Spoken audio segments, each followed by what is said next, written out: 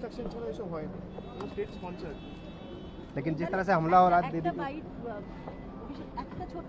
छोटा सा दीदी के ऊपर जिस तरह से हमले हो रहे हैं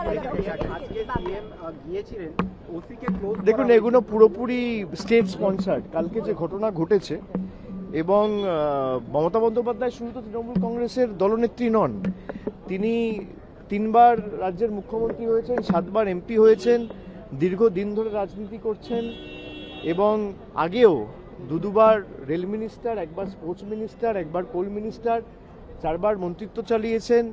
এত দিন ধরে তার রাজনৈতিক কেরিয়ার এবং তিনি জনপ্রতিনিধি, 15 বছরের চিফ মিনিস্টার, মানে উদ্দেশ্য প্রণোদিতভাবে পুরোটা পূর্ব পরিকল্পিতভাবে যেভাবে বিজেপির গুন্ডারা আর যাদেরকে মানে ফুটেজে দেখা গেছে তারা তো কেউ পৃথক কোনো সাপোর্টার বা কর্মী নয়, তাদেরকে এমএলএর সাথে দেখা গেছে, তাদেরকে বিজেপির প্রার্থীর প্রচারে দেখা গেছে, বিজেপির বড় বড় সব নেতাদের সাথে তাদের ছবি রয়েছে, আমার কাছে ছবি আছে, আমি দেখাতে পারি আপনাদের। পুরোটাই স্টেট স্পন্সার্ড। এরা চায় না বিরোধী রাজনৈতিক দল থাকুক, বিরোধী রাজনৈতিক দলের নেতারা বেঁচে থাকুক, প্রাণে মারতে চায়। গতকালের যে ঘটনা এটা আবার প্রমাণ করছে। আপনারা দেখেছেন, আমি যেদিনকে এয়ারপোর্টে গেছিলাম, এখানে স্পিকারের সাথে দেখা করতে এসেছিলাম, সেদিনকে রাত্রে কলকাতায় ফিরে যাওয়ার সময়, খুব সম্ভবত 19শে জুন, এয়ারপোর্টে বন্দুক হাতে দেখা গেছে বিজেপির এক দুষ্কৃতীকে। এখনো পুলিশ তাকে অ্যারেস্ট করেনি, তার সাথে শুভেন্দু অধিকারীর ছবি রয়েছে, যিনি বর্তমানে এখন বাংলার মুখ্যমন্ত্রী। যিনি বন্দুক হাতে এয়ারপোর্ট গেছিলেন তাকে পুলিশ এখনো পর্যন্ত গ্রেফতার করেনি, তার কারণ তাকে মদত দিয়েছে বাংলার মুখ্যমন্ত্রী শুভেন্দু অধিকারী। গতকালের যে ঘটনা ঘটেছে পুরোপুরি স্টেট স্পন্সার্ড এবং রাজ্য সরকারের সম্পূর্ণ মদত এই ঘটনার পিছনে না থাকলে কারো সাহস হয় না। যে ফুটেজগুলো গাড়ি থেকে রেকর্ড করা হয়েছে, পিছনে যেভাবে মানে এলো পাথারি, ইট, পাটকেল, কাদা এসব ছোড়া হয়েছে, এরা চায় না কোনো রাজনৈতিক দল কোনো কর্মসূচি করুক। আমাদের কোনো মিটিংয়ের পারমিশন দিচ্ছে না। কেন এত ভীত সন্ত্রস্ত কেন তৃণমূলকে নিয়ে? এত ভয় কিসের? দল ভাঙানির খেলা করেছেন, তৃণমূল কংগ্রেসের এমপিদের ভাঙিয়েছেন, এমএলএদের ভাঙিয়েছেন, আর এখন যারা বিরোধী দলের তকমা পেয়েছে তারা তো আমি দেখলাম না গত 2 মাসেও তকমা পাওয়ার পরেও বিজেপির কোনো রাজনৈতিক নেতার বিরুদ্ধে কোনো আক্রমণ, কোনো একটা সাংবাদিক বৈঠক করে আক্রমণ করে দুটো ন্যায্য প্রশ্ন বা দাবি, মানুষের দাবি নিয়ে সরব হতে। তারা আক্রমণ করছে তৃণমূল কংগ্রেসকে, তারা আক্রমণ করছে মমতা বন্দ্যোপাধ্যায়কে, তারা আক্রমণ করছে আমাকে, তারা আক্রমণ করছে এখনো যারা তৃণমূল কংগ্রেসকে ভালো করে ভালোবেসে দলটা করছে তাদের। এই বিজেপি আর বিজেপির বি টিম মিলে বাংলাটাকে শেষ করেছে।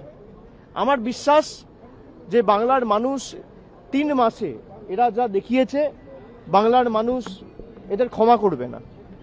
অন্নপূর্ণার ভাণ্ডার নিয়ে প্রতিশ্রুতি দেওয়া সরকার ক্ষমতায় আসার পর অন্নপূর্ণা ভাণ্ডারের পর বুলডোজার চালিয়েছে। চারিদিকে ভয়, সন্ত্রাস, ভেঙে দাও, গুড়িয়ে দাও, জ্বালিয়ে দাও, কাটিয়ে দাও,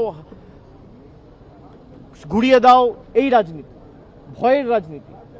তারা বলেছিল ভয় আউট ভরসা ইন। আজকে বাংলার মানুষ দেখছে 3 মাসের যে সরকার, ভরসা আউট ভয় ইন। মানুষকে দেওয়া যত প্রতিশ্রুতি সব বন্ধ, সব একটাও পূরণ করেনি। কোনো প্রতিশ্রুতি এখনো পর্যন্ত পূরণ হয়নি।